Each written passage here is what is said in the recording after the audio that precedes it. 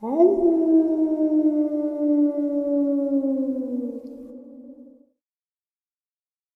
and salutations, everyone. I hope everyone is doing well, and welcome to today's night-ending bonus upload.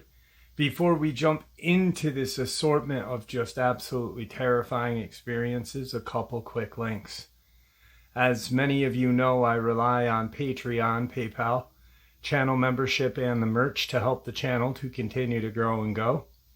Links to Patreon, PayPal, and channel membership is in the description below. Merch displayed directly under the video. Also, Dogman Frightening Encounters, Volume 1 through 3, the audiobook versions. They were written and researched by Tom Lyons, narrated and produced by me, Jeff Nadolny. Those audiobooks are available on Audible, Amazon, and iTunes, links to which are also in the description as well. And finally, last but definitely not least, if you'd really like to help support the channel to continue to grow and go, simply subscribe. It does not cost a cent. Click that like button, it takes half a second. If you don't want to miss out on any of the informative uploads that I put out daily, click the bell icon, and folks, please leave a comment and share the video. Why? Well, because all of these things really do help this channel to continue to grow and go. They definitely do matter, and they are appreciated. And with that, I have taken far too much of your time. Let's jump in to this night-ending bonus upload, shall we? Today's first subscriber submitted experience.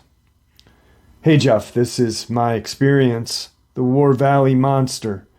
The oldest and strongest emotion of mankind is fear. The oldest and strongest kind of fear is the fear of the unknown. H.P. Lovecraft. Hey everyone, my name is Adam. I live in Northeast Tennessee. I have nothing to gain from sharing this experience, and I've only told a handful of people outside of my family and a few friends. It happened a while ago, and I've gone through many stages of denial and acceptance over the years.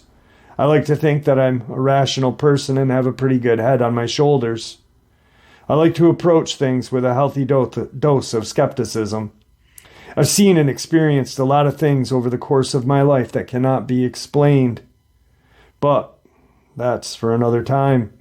All I know is the experience I'm about to share was a formative experience that led me down a rabbit hole of curiosity about cryptids, the paranormal, and the unknown.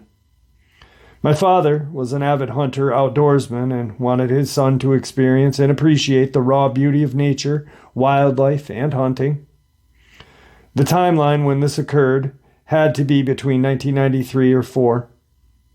I would have been either 11 or 12. I had recently graduated from the hunter safety course, and when you complete that course, you are allowed to bag one doe as your first kill.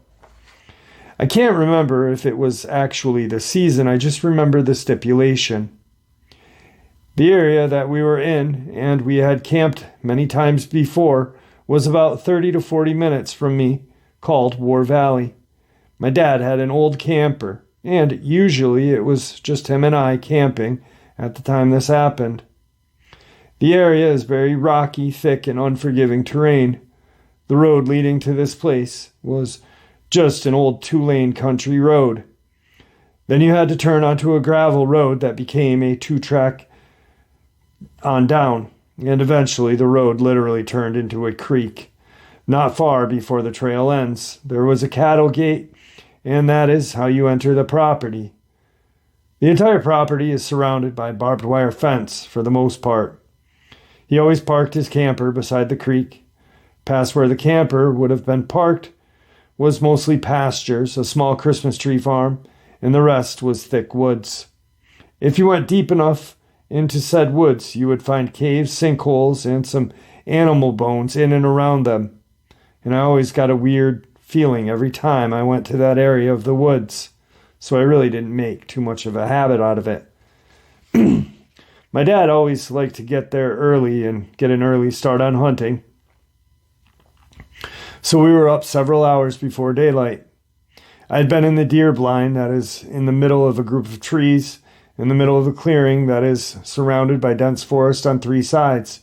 I'd been waiting quietly and patiently in this area for what seemed like hours and had not seen a sign of any deer, or any wildlife, hardly at that matter. Maybe some birds and an occasional squirrel. Me being the age I was, I couldn't sit in one place for too long, so I decided it was time to start walking back to camp. I remember this place had a lot of cedar trees. On my left, walking back to the camper, there was a thick grove of cedar. I remember before it happened, a silence fell over the valley. I started to feel uneasy, like I was being watched. All of a sudden, in the grove of cedar, I see an enormous silhouette of a figure. It had to be at least 8 feet tall, bipedal, very broad in the shoulders. It had long, dark fur all over its body. I never got a good look at the creature's face because almost as fast as I saw this thing, it let out the most blood-curdling sound that would make the most hardened survivalist's blood turn cold. The only way that I've been able to describe it was something between a vicious roar and a scream. The sound of this creature would be impossible for any human being to make in terms of sheer volume, pitch, and timbre. I remember an awful stench in the air filling my nostrils. It never came out of the cedar tree line to my knowledge, as far as I can remember.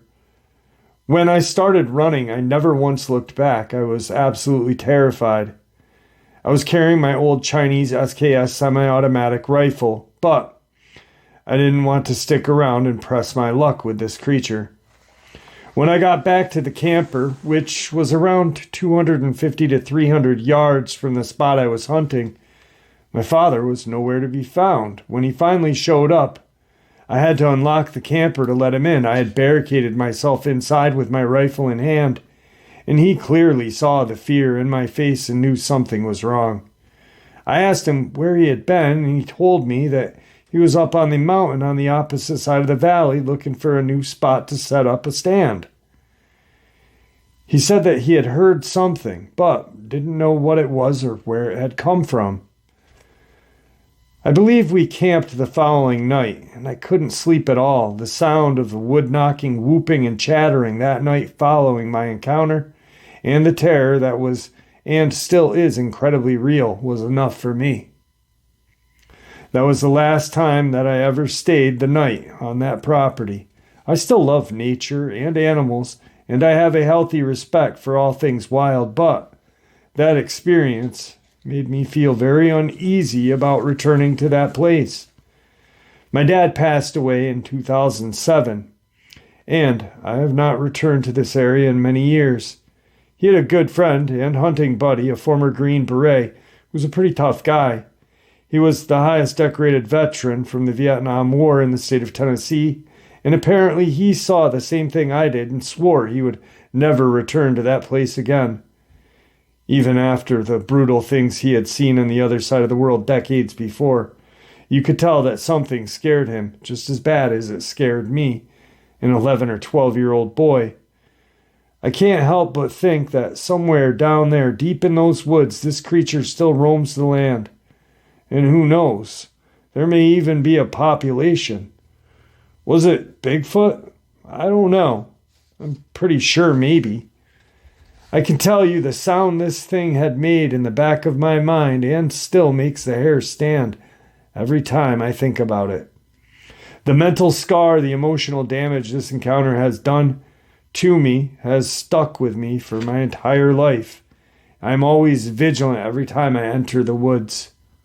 Thank you for sharing my experience, Jeff. I hope it made sense and that I remembered all of the details, even though it happened very fast. Like I said, I've only shared this with a few people before now. If you're ever out in the woods, stay safe, listen, and be aware of your surroundings. Sincerely, Adam. Wow, what an absolutely horrifying encounter. It's crazy. The encounters that people have endured. And, I start this channel because I had my experience in 1994. And I wanted to create a platform for people to share. And every time I hear someone's encounter, I think back to mine. And I'm thankful when I saw what I saw that night, that I was in a car and not in an open space. We saw the eyes in the woods, but I didn't see what those eyes were attached until we were in a car and turning north towards town.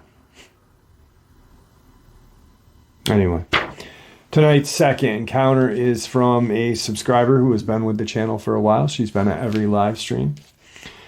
And it's taken her a while to share her experience, but here's Joe's experience.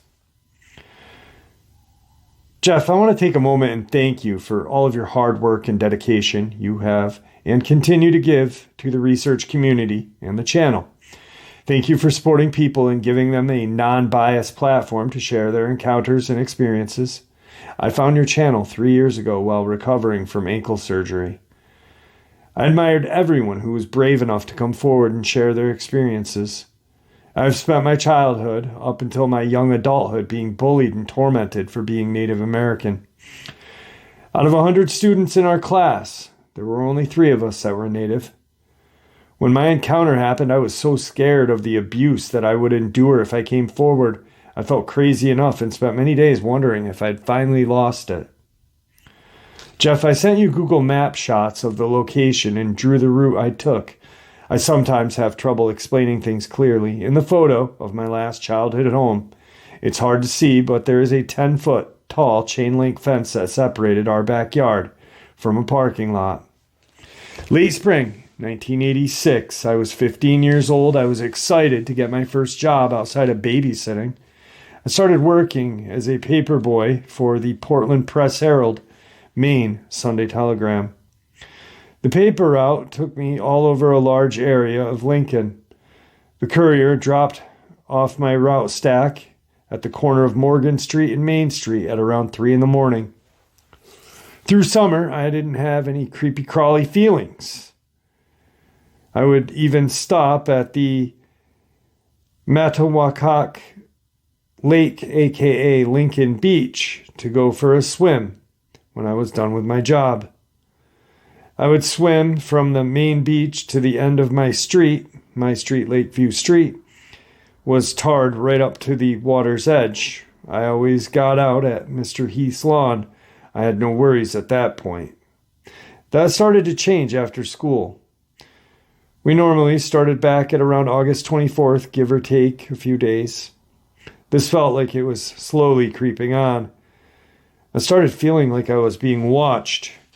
If I remember correctly, it was worse at Clay Funeral Home and a small walk space that connected to Mr. Clay's home.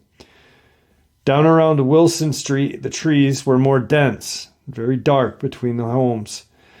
I would cut through the Bardeen side yard to hit the lower end of Lakeview Street. Around Mr. Heath's house, I would hear rustling noises and a low growl. I kept trying to convince myself that Mr. Heath got a new puppy, or possibly it was a coyote. The sounds I heard weren't every Sunday. Some new customers didn't leave payment on Sunday, no problem. I did Friday after school collections, knowing most people got paid on Friday. Now, in October, it got dark early. I was out collecting payment. I was at one customer's home. He hadn't paid in 6 weeks. I gave him the paperwork stating if payment isn't paid in full by the next Friday, his paper subscription would be terminated and the company would be seeking payment by lawful means. His home was located at the intersection of Main Street and School Street. I walked from the back side of the house to the main sidewalk. I was heading home. I heard movement from the house adjacent to Mr. No Pay. It was scratching like nails being dragged down a tree. I snapped around. I saw a huge, dark-furred wolf-looking creature. Its eye shine looked golden amber. I'm 5'4". This majestic creature was on all fours and nearly as tall as me. The creature stared at me, dropping its head, pulling back its shoulders, showing me its teeth, and did a low growl. I freaked out. There was no fight or flight at that moment. Only I'm going to meet the spirit in the sky. I'm no meek two-spirit. I'm a hunter. I worked at a family-owned slaughterhouse. My biological dad, stepdad, and mom were all in law enforcement. My oddball uncle was in the Hells Angels. I love you, Uncle Blackie. Keep revving your Harley in heaven. Call forth the thunder. I was taught to stand my ground when it comes to my life. To understand me, I had no problems taking down a physical bully. It was the mental abuse that caused me to crumble. Anyway, all of the stands on your ground were gone. The only retaliation I felt I had was to make it work for his food. I took off like a bat out of hell. I took that path with the most obstacles for a large animal. I ducked and wove between homes, trees, and such. I knew I would be most vulnerable between the end of the road that opened up into the junior high parking lot and the fence. I can't truly express the fear I had at the time. It has no meaning. I could hear it sniffing, running, and growling. I could smell strong urine. I got more scared when it got quiet. I made a break for the parking lot. I heard it hit the ground like he had jumped from a tree or a wolf or a roof. I refused to let myself ponder on that info. I just wanted to get home and get home safe. I made it to the fence. I hadn't climbed that thing so fast in my life. I ran past the back porch to the front of the house. I flew inside. I ran around locking all the doors and the windows and ran upstairs and hid in the bathtub. I pulled my cigarettes out of my pocket. I must have smoked 5 of them in a row. I went into my room. I looked out my bedroom window that faces the parking lot. The school had lights on the building that lit up that parking lot.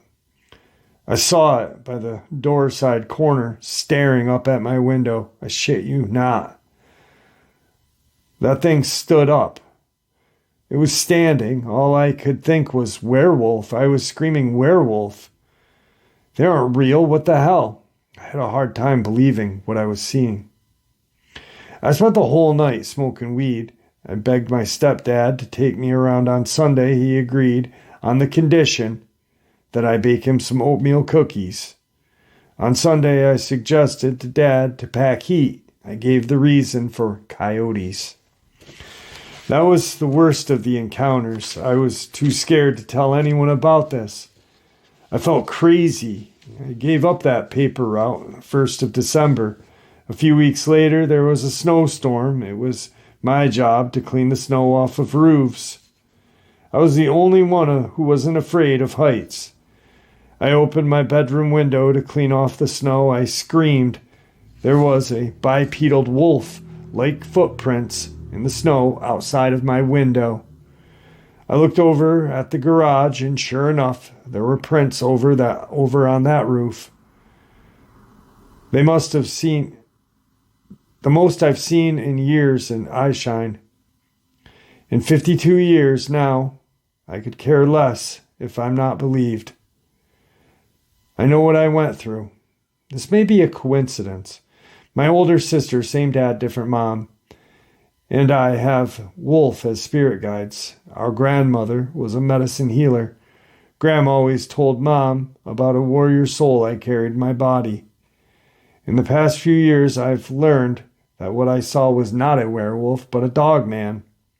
This animal could have easily taken me down when he stood up at the corner of the school. His stance showed raw power. It resembled the werewolves from the movie Dog Soldiers, but this legs were hawked just like a wolf's. I've spent years feeling like it was toying with me during that chase. I've been pondering the idea of my family's lineage and my spirit guide being the reason why I wasn't turned into crispy chicken on the run. Wow. Thanks for sharing that. I really appreciate you. They said they never shared this before.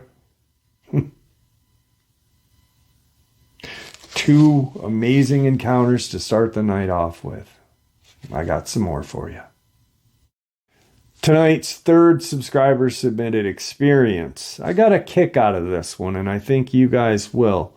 Just a tow operator who prays that I don't have an encounter. Morning, Jeff. I live in the great state of Georgia. Growing up as a kid, I always felt there were things in this world that can't be explained, cryptids. All of these things I experienced in dreams, living in a home from 5 years old until I reached 18 with paranormal events. None that I experienced. My sister, mom, and dad did. While living in that home, I only experienced cryptid and dream, Dogman crawlers, alien grays. Once I left the state on my naval career, the dreams stopped. My family moved right after I left for the Navy. They never experienced anything like that again, and thank God. Listening to your channel is really a blessing, not just for me, but your other subscribers. I'm 50 years old now. I heard an incredible Dogman encounter from a truck driver who drives locally through Macon, Georgia. I sent him your email to reach out to you. I haven't heard from him again, and that was 6 months ago. I've been listening to your channel on and off for 18 months, and when that tow truck driver told me his experience, I was not revealing what I knew about cryptids. I do a lot of roadside stands for big tow companies in Georgia, so this particular day I'm responding to a customer who is waiting for a tow. As I drive to their location, I see a gentleman pacing back and forth in the parking lot on his cell phone, which is actually my customer. Once I got him loaded, we were on our way, and I could tell something was bothering him. My GPS was taking me on back roads, and he asked, "Hey, why are you taking back roads?" I explained to him that I like to avoid traffic and meet my goals. He then began to let me know that he's a local truck driver for a parcel company, and then explained why he would rather sit in traffic now than take back roads. He then explained his encounter. "You're going to think I'm crazy, bro, but 3 weeks ago I was driving at night near Macon, Georgia on a back road just as we are doing.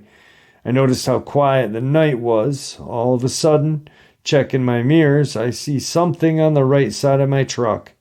Something is running and keeping up with the truck for about a quarter of a mile. I thought it was a deer, but as I slowed down, hoping not to hit it, but the closer it got, the more I'm seeing something very scary and intimidating, now standing on its hind legs, looking like some sort of dog creature. I was so scared I just kept driving and didn't stop until I was at my drop station to unload. Now Jeff is listening to him and already listening to your channel. I'm convinced Dogman exists in this state. I so enjoy listening to your channel between roadside calls. Well, may the Great Spirit continue to bless you and your family. Thanks for all your hard work. If I ever experience an encounter, I'll be sure to reach out to you." So I just thought that was so cool that, he listens to the channel. He's never had an encounter, but he knows that these things exist. And that, crazy enough, he picks up, does a tow for another truck driver, and the truck driver tells him his experience. That is horrifying, because where Dr. Nancy Shaw was lost her life was in that great state of Georgia at night. And her car was found on one side of the road with her driver's side door open, and she was on the other in a ditch. These things are very cunning, very powerful, and very dangerous. Cool encounter. Cool email. I love emails like that. It just made me smile. Anyway, let's get into the next subscriber submitted experience. So during the live stream, I started to realize just how many people I have that don't live in the States.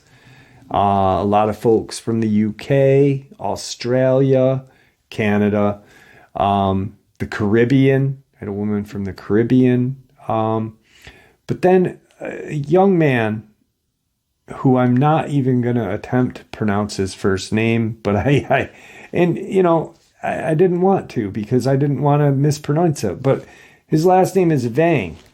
And in the comment section, he said, my dad had a rock ape experience in Laos. My dad was in Laos and he had a rock ape experience.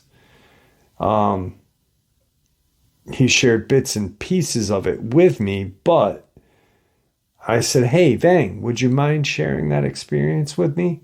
And he said, yeah. It blows me away that here I am from upstate New York, and this channel touches people from all over the world. It never ceases to amaze me how big this community is and how blessed I am to get to meet all of you. So thank you. On to Vang's dad's experience. Remember, he's from Laos, so here goes. Jeff, I remember my dad telling me when he used to go hunting with my uncles in the mountains of Laos. And when they go hunting, they usually go for days. So my dad told me they would always see someone or something peeking out behind the trees staring at them. And let me tell you, living in the mountains, you barely see or cross paths with people. Because there is no trail, you just walk right into the jungles of the mountains. But back to the story. They will always see something peeking behind the trees staring at them. So when evening come, everyone will use one long rope or string it and tie it around their waists in case one gets taken. Everyone will know, but every night they will always hear them speaking to each other in a language they'd never heard before.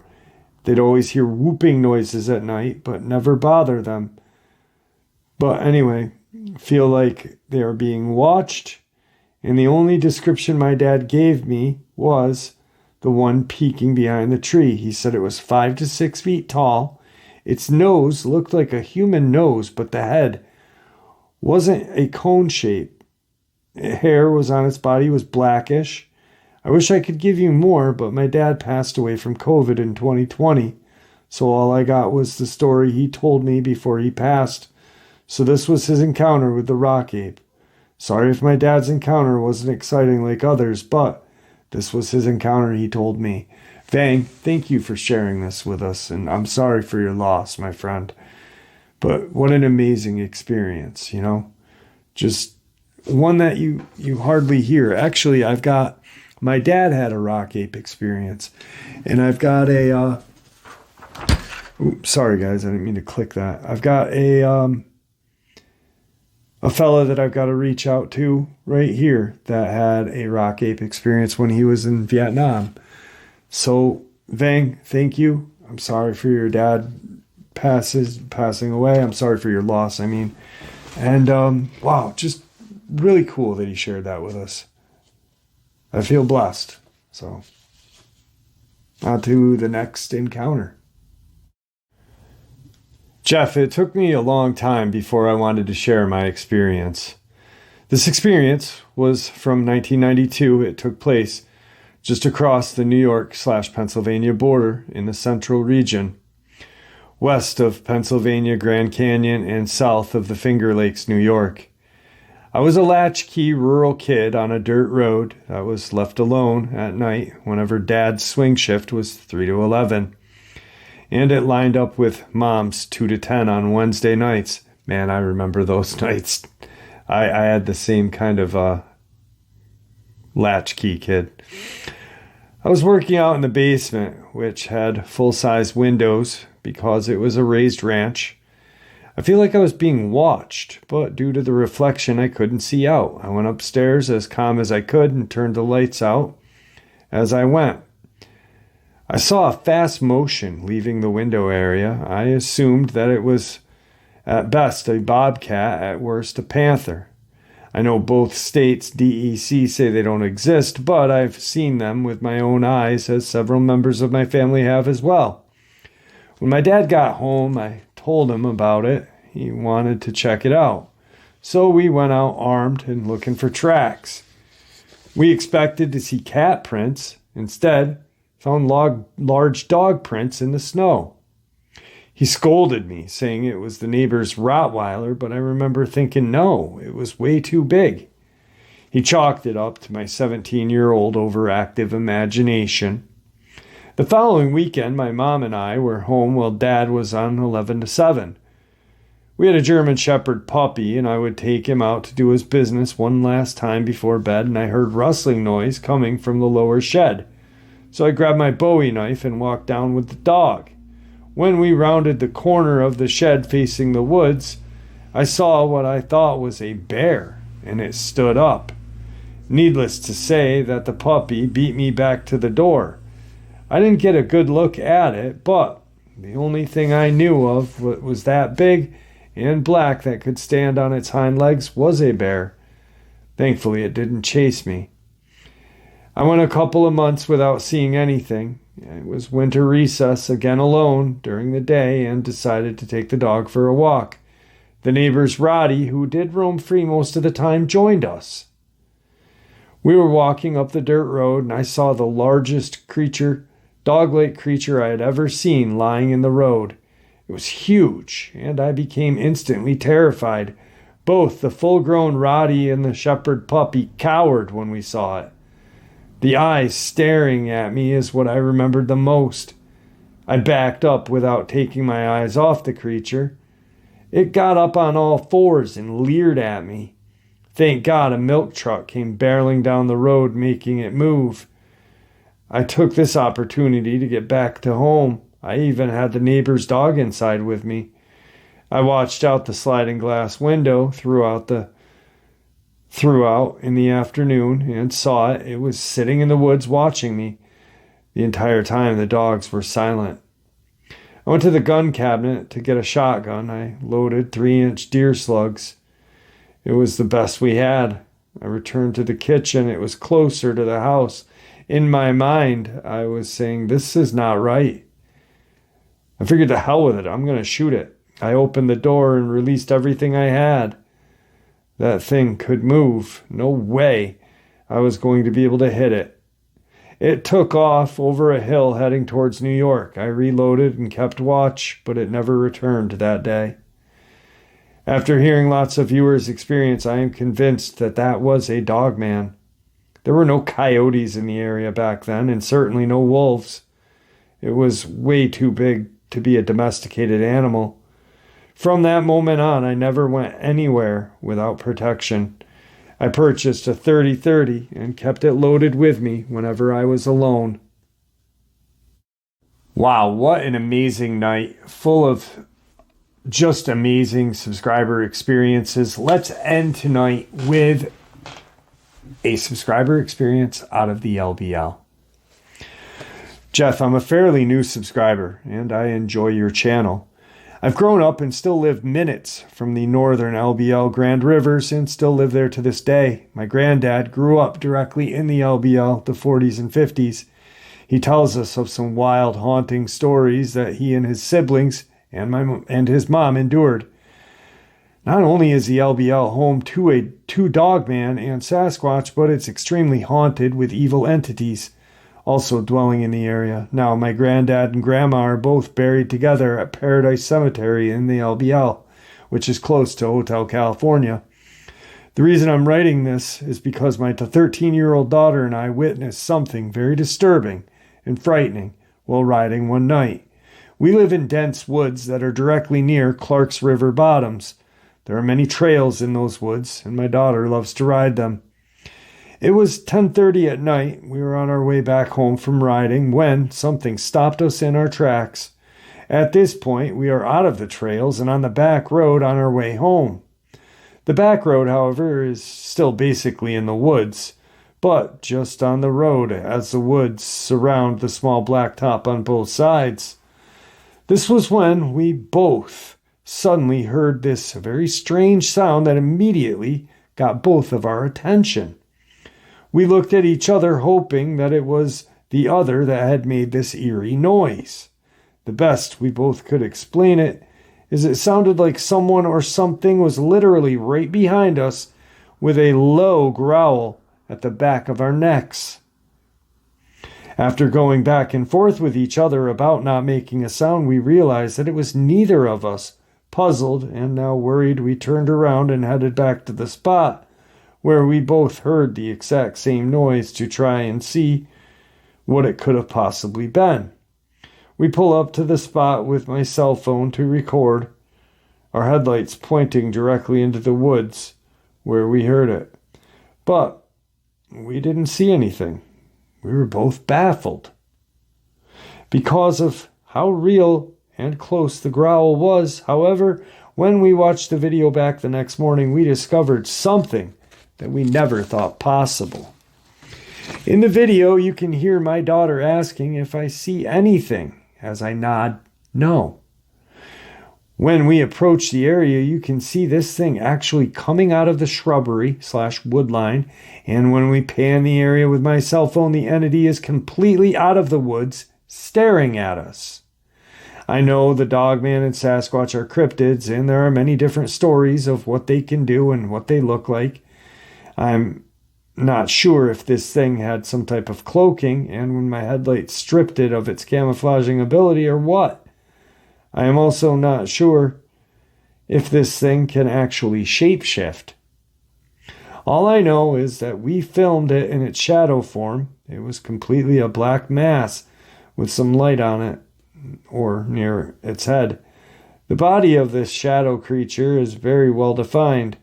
I've actually shown the footage to several people who consider themselves very knowledgeable about these things. All of them agree that indeed something, with something saying Dogman or Bigfoot and others saying it's some type of reptilian or cryptid. Some have even said they see 3 or 4 of these things in the video trying to manifest. In my opinion, it was a Dogman that had some type of ability to change into a shadow form to protect its identity.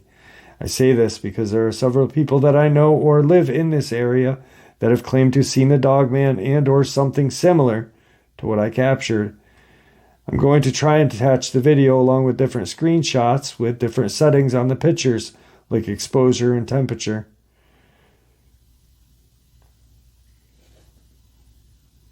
Thank you, Jeff, for everything you do and the information you give.